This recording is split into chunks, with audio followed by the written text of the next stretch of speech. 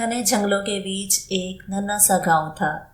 اس گاؤں میں ہر رات اندھیرا ہی اندھیرا چھایا رہتا، کیونکہ آسمان سے چاند کی روشنی غائب ہو چکی تھی۔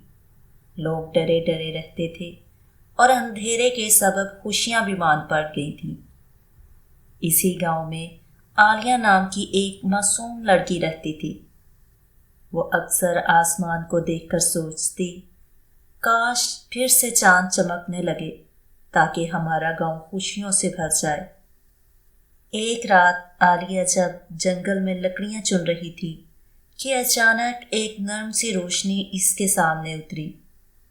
روشنی سے ایک خوبصورت پری ظاہر ہوئی جس کے پر چاندنی جیسے سفید تھے۔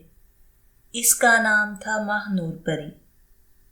ماہ نور پری نے کہا، عالیہ، ایک برا جادوگر چاند کو قید کر چکا ہے۔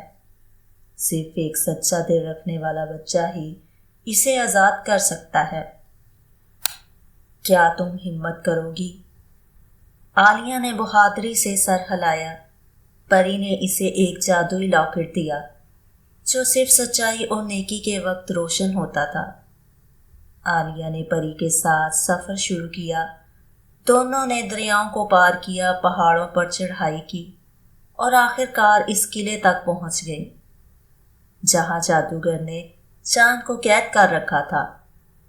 جادوگر نے عالیہ کو ڈرانے کی کوشش کی، لیکن جب عالیہ نے اپنے لاکٹ کو دل پر رکھا اور کہا، روشنی ہمیشہ اندھیرے کو شکست دیتی ہے، تو لاکٹ روشن ہوا اور قید ٹوٹ گئی۔ چاند پھر سے آسمان پر جگمگا اٹھا۔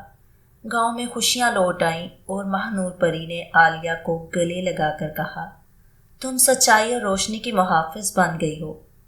اس دن کے بعد ہر رات جب چاند چمکتا، لوگ کہتے، یہ عالیہ اور ماہ نور پری کی دوستی کا تحفہ ہے۔